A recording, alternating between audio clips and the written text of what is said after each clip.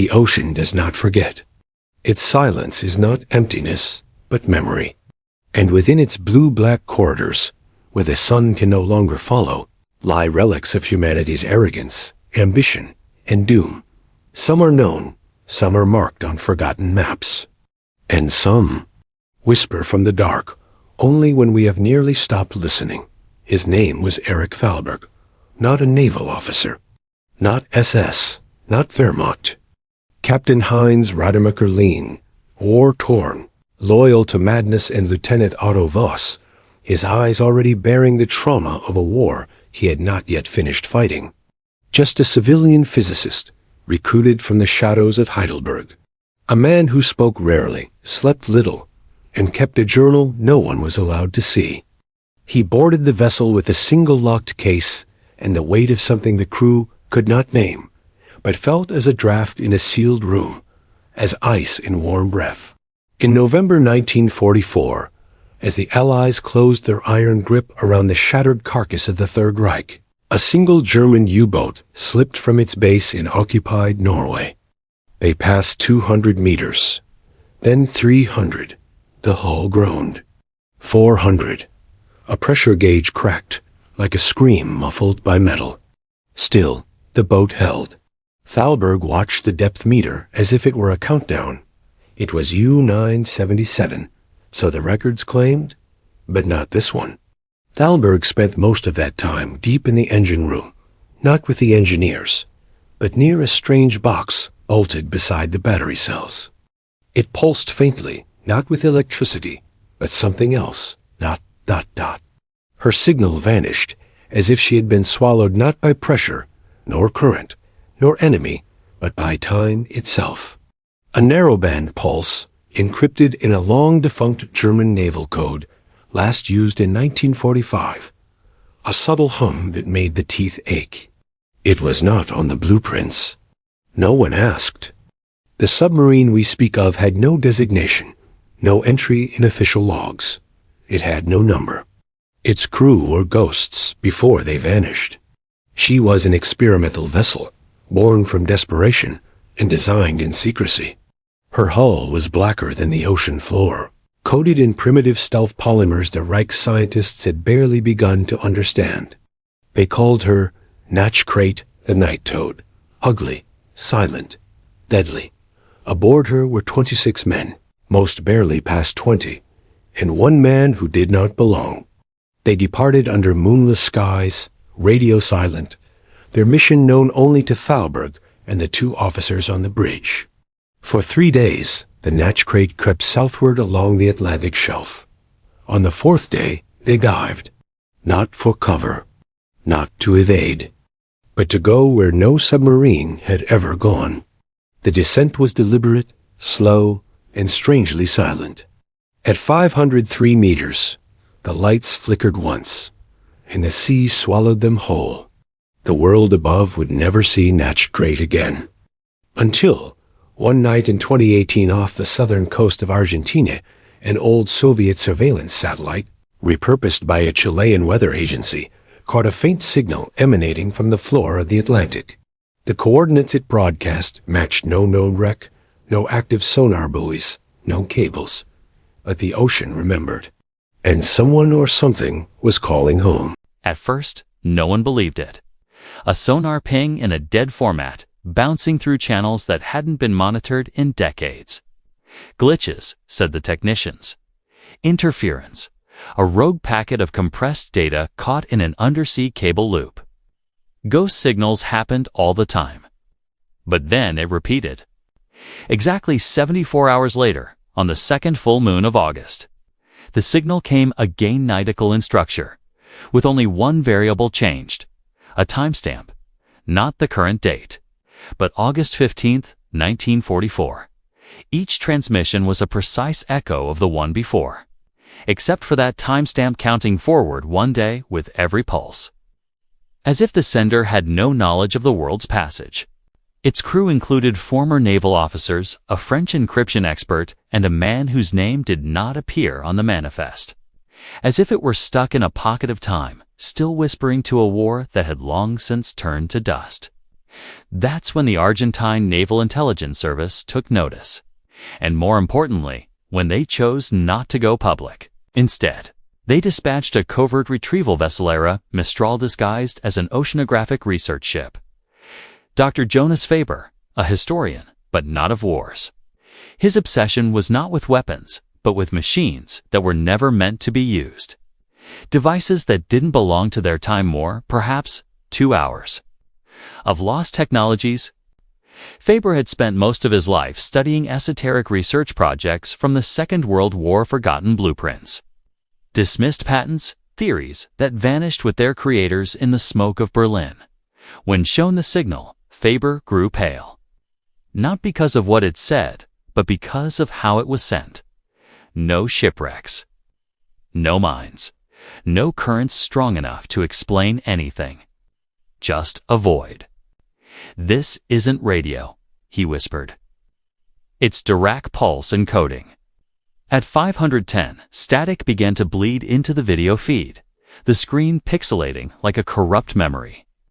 But before the camera failed entirely, it caught a shape. That term meant nothing to the officers, but to those who knew those very few meant impossibility. A Dirac pulse was a theoretical construct, a signal of infinite frequency, capable on paper of transmitting instantaneously across space. It was discussed in hushed tones during late-night physics colloquiums.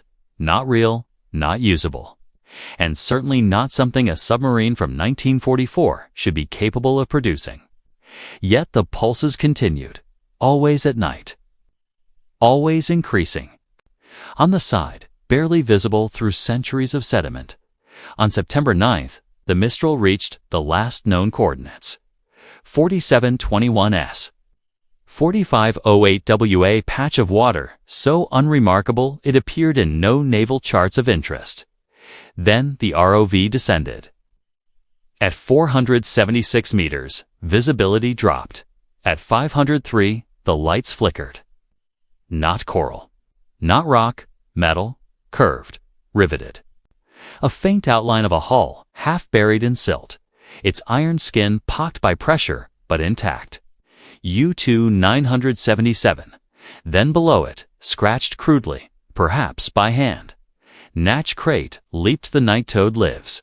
The ROV never surfaced. No signal, no wreckage, just silence. The crew of the Mistral argued for hours. Some said it was mechanical failure. Others whispered of electromagnetic fields, of devices that could burn circuitry without fire. Faber said nothing. He stood by the rail, staring into the black water, fingers trembling not from fear but recognition. "It's not broadcasting to us," he finally said. "It's trying to keep us out." Orders came swiftly from Buenos Aires. "Retrieve what you can." No direct contact, no risk.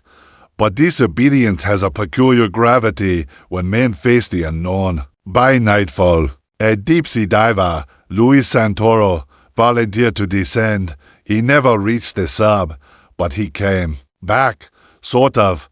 The body that surfaced at dawn was Santoro's in name only. His dive suit was intact, oxygen levels normal, no pressure trauma. But his eyes once green were pure white, cataract-like. Filmed over by something neither medical nor marine. He was alive, barely. But he spoke one phrase on repeat. In German, a language he didn't know, or is noch higher. He is still here. They found the journal. In his suit. Inside, the unmistakable scrawl of 1940s ink and a signature Eric Thalberg, wrapped in oilskin. Waterlogged, but intact, Faber translated slowly, carefully, at first. It read like any wartime log. Dates, coordinates, pressures, hydrophone readings. Then came the shift. We pass beyond the thermic line. Light no longer follows. The sea forgets the sun here. It bore strange marks, angular, but rhythmic. Not letters, not runes. As if written in a logic older than language, the machine sings to something beneath us. It is not radio. It is not sound, but it answers. Captain Rademacher says we will surface near Argentina. He lies. The ship no longer obeys him.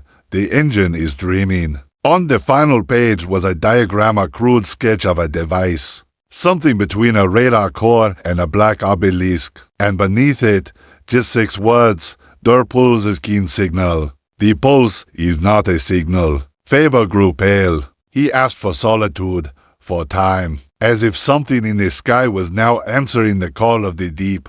But that night, the Mistral's radar caught another pulse, louder, sharper. And this time it was not coming from below. It came from above, a single blip in the ionosphere, pulsing down like a reverse sonar, matching the exact frequency of Thalberg's journal sketch. And whatever it was had just woken up. The ocean was no longer still. At midnight, waves rose without wind. Instruments spun without reason. Aboard the Mistral, lights dimmed to a pulse synchronized, rhythmic, matching the interval of the pulses from the sky, something above, something below, in dialogue or conflict. Faber emerged from his cabin, face ashen, holding the journal, but this time, he wasn't reading it, he was writing in it. It's not a journal, he whispered. It's a control key. As if something below was harmonizing with the structure of the ship, a call and response. Metal to metal, memory to memory. No one understood, perhaps from a dig, a ruin, a forbidden archive beneath the Alps. Perhaps even deeper. The journal hinted, vaguely, that it had been buried before time was measured. That it was not built for communication, but containment. Until the hull of the Mistral began to vibrate not from impact, not from current but from resonance. Thalberg hadn't invented the machine, he recovered it. The Nachtkröte was never meant to surface. It was a coffin, a seal, a final, desperate attempt by a dying Reich to trap what should never have been awakened the consciousness. Buried beneath the Atlantic floor, sleeping long before humans learned to name the sea. But war makes men foolish. They thought to study it, to turn it, to weaponize it. And so, Thalberg built the pulse, not to imprison. The black shape of the Nachtkröte surfaced, no crew, no lights, just the hum of an ancient engine still alive inside its ribcage. But to speak, to ask. And now, it answered. The sea beneath the Mistral parted not with a roar, but with a hush so profound it drowned out the minds of men. The hatch opened. Faber stepped forward. He was no longer reading. He was listening. His eyes had gone white. From the bridge, they saw him descend the ladder into the open hull, journal in hand. Lips moving soundlessly, the hatch closed behind him. Then came the final pulse. It silenced every signal. For 300 nautical miles, satellites flickered, radio waves died, and when the light returned, what little there was, the Nachtkröte was gone, vanished, no splash, no trace, just still water, and the unbearable sense that something ancient had shifted below the crust of the world. 3 days later, across multiple continents, dozens of deep-sea communication cables failed simultaneously, but none due to physical damage. They had been overwritten, as if something beneath the ocean had begun to speak in frequencies older than thought. Today, the Mistral is listed as lost at sea during a classified weather mission. Luis Santoro never spoke again. Faber's name has been erased from academic records. But if you truly listen on a calm, moonless night, far out in the deep, you might still hear the pulse. It is not a signal. It is not a warning. It is a countdown. And it is almost done.